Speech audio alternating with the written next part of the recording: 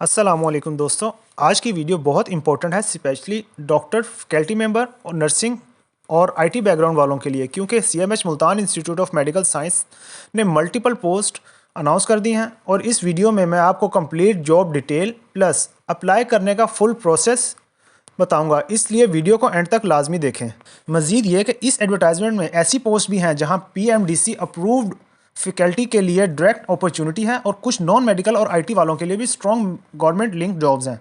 अगर हम ऑर्गेनाइजेशन की बात करें तो Sultan institute of medical science Pakistan का वेल रिप्यूटेड मेडिकल इंस्टीट्यूट है जहां मेडिकल, डेंटल और नर्सिंग एजुकेशन प्रोवाइड की जाती है और ये इंस्टीट्यूट इक्वल अपॉर्चुनिटी एम्प्लॉयर भी रखता है। मींस के इसके एम्प्लॉयज़ के लिए इक्वल अपॉर्चुनिटी है, वो भी अपनी जॉब्स के लिए अप्लाई कर सकते हैं जो भी न्यू वैकेंसीज आती हैं। इसमें अनाउंस होने वाली जॉब्स में सबसे पहले जॉब्स है एमएस की, जिसके लिए एलिजिबल क्राइटेरिया पीएमडीसी रेगुलेशन के मुताबिक है।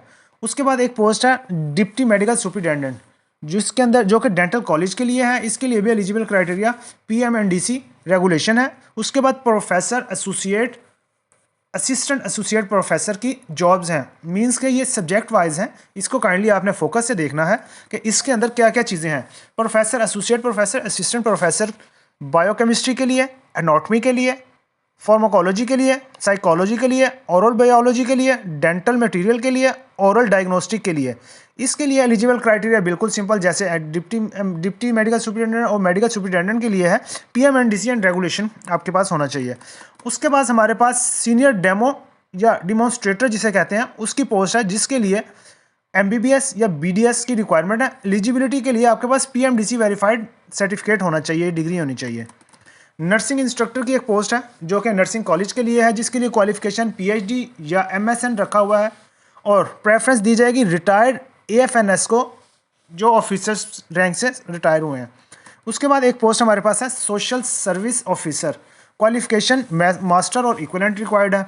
उसके बाद हमारे पास एक पोस्ट है पोस्ट ग्रेजुएट रेजिडेंट, पीजीआर जिसे हम कहते हैं।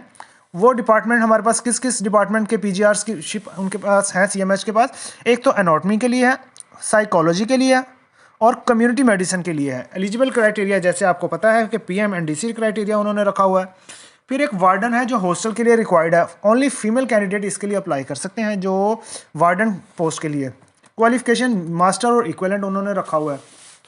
उसके बाद एक पोस्ट है असिस्टेंट मैनेजर जिस स्टूडेंट अफेयर के लिए, जिसमें क्वालिफिकेशन मास्टर है। एक्सपीरियंस मिनिमम 5 ईयर होना चाहिए आपका, कि आपका 5 ईयर असिस्टेंट मैनेजर या स्टूडेंट फेयर से रिलेटेड आपका एक्सपीरियंस, आपने जॉब पहले परफॉर्म की हो।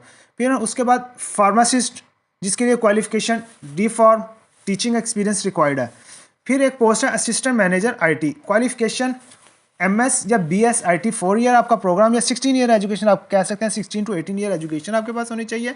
एक्सपीरियंस इसमें 5 ईयर का एक्सपीरियंस डिमांड किया हुआ है और एक्सपीरियंस आपका networking system administrator experience required है। सैलरी और सिलेक्शन इन्फॉर्मेशन के मुताबिक अगर मैं आपको बताऊं तो सैलरी क्वालिफिकेशन और एक्सपीरियंस के मुताबिक होगी।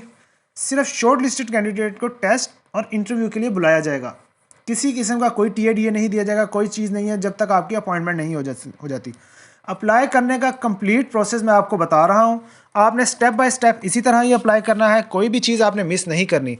CIMS की ऑफिशियल वेबसाइट ओपन करें, वहाँ पर एम्प्लॉयर एप्लीकेशन फॉर्म है, उसे डाउनलोड कर लें, या आप मेरी डिस्क्रिप्शन पे, इसी वीडियो की डिस्क्रिप्शन पे मैं एक लिंक दे देता हूँ, आपने उस लिंक के थ्रू उस एप्लीकेशन फॉर्म को डाउनलोड कर लें। एप्लीकेशन फॉर्म को फिल करना सबसे इम्पोर्टेंट है।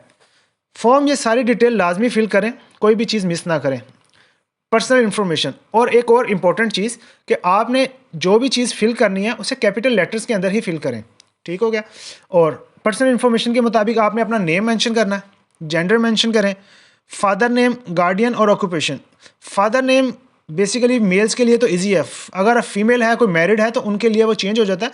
आपने एज़ पर अपना आईडी कार्ड ही मेंशन करना है, जो आपके आईडी कार्ड पर मेंशन है, ताकि किसी किस्म की कोई परेशानी ना आए। क्योंकि आपके अगर आईडी कार्ड के मुताबिक अगर आप नहीं मेंशन करते, आप अपने हस्बैंड के नेम के हिसाब से या फादर के नेम से मेंशन कर लेते हैं और डॉक्यूमेंट्स में कुछ और होता है, तो इसके लिए फिर ये ऑब्जेक्शन लग जाता है। अक्सर नहीं भी लगाते, but most of the time इनका ऑब्जेक्शन लग जाता है, फिर सर्टिफिकेशन और डिफरेंट चीज़ें आपको सबमिट करवानी पड़ जाती हैं। तो लिहाजा बेहतर है कि आपने अपने आईडी कार्ड के मुताबिक ही सब कुछ पुट अप करना है। प्रेजेंट और परमानेंट एड्रेस आपने मेंशन करना है यहाँ पे, जहाँ पे आपको ईमेल या आपको जो कुरियर वगैरह होगा, स्लिप्स होंगी, वो आपको वहाँ पे कुरियर रिसीव होंगी। उसके बाद डेट ऑफ बर्थ आपने एग्जैक्टली मेंशन करनी है जो वहाँ आईडी कार्ड के ऊपर आपकी मेंशन है। फिर CNIC अटेस्टेड कॉपी आपने अटैच करनी है। डोमिसाइल डिस्ट्रिक्ट आपने मेंशन करना है और अटैच करना है। ठीक हो गया। उसके बाद कॉन्टैक्ट नंबर आपने काइंडली एक चीज़ ये नोट करनी है कि कॉन्टैक्ट नंबर आपने वो देना जो आपकी सिम कन्वर्टेड नहीं है। मीन्स कि अगर जैज़ का नंबर है और वो आपने कन्वर्ट करवा दे यूफोन में, आपने वो नहीं देना। कोशिश करें कि वो नंबर दें जो एक तो 24 घंटे ऑन हो, उसके ऊपर रब्ता मुमकिन हो, और दूसरा उस नंबर पे कोई और नेटवर्क कन्वर्ट ना करवाया हो। ठीक हो गया। उसके बाद आपने ईमेल और व्हाट्सएप आपने मेंशन करना है यहाँ पे। मैरिटल स्टेटस आपने मेंशन करना है। और इमरजेंसी कॉन्टैक्ट नंबर में आप अपना फादर या हस्बैंड या भाई या किसी का भी कॉन्टैक्ट नंबर दे सकते हैं जो आपका करीबी रिश्तेदार हो। ठीक होगा। एकेडमिक बैकग्राउंड बहुत ही इंपॉर्टेंट है। रिसेंट से पास्ट की तरफ फिल करना है। MBBS BDS result year wise लिखने हैं। हर डिग्री के साथ इंस्टीट्यूट, बोर्ड और university name, passing year, total marks, obtain marks, division और grade, PMDC valid registration copy attach करना लाजमी है।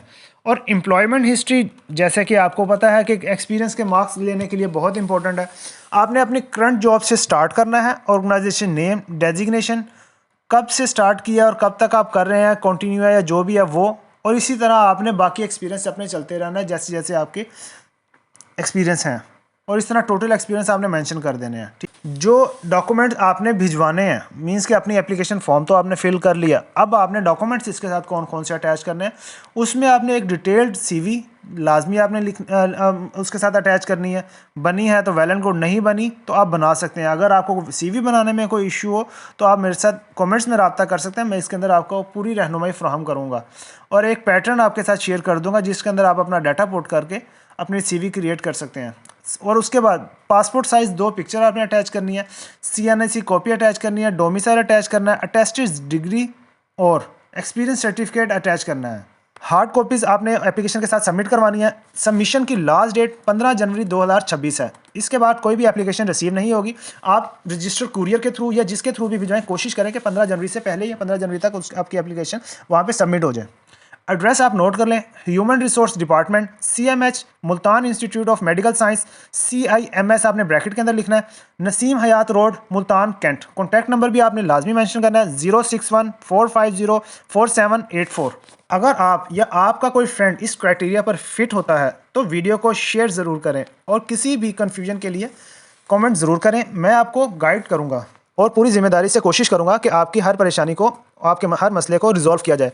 उम्मीद है कि आपको मेरी ये वीडियो इन्फॉर्मेटिव लगी होगी, आपको पसंद आई होगी। अगर आपको मेरी वीडियो पसंद आई, आपके लिए हेल्पफुल रही, तो लाइक करें, शेयर करें दोस्तों के साथ, कमेंट करें और चैनल को सब्सक्राइब करना ना भूलिएगा। बेल आइकन को प्रेस करें ताकि तमाम गवर्नमेंट जॉब और डिफरेंट अपॉर्चुनिटीज़ जो गवर्नमेंट की तरफ से अनाउंस होती है उसकी इन्फॉर्मेशन आप तक टाइमली पहुँचती रहे। थैंक यू, जज़ाकल्लाह, अल्लाह हाफिज़।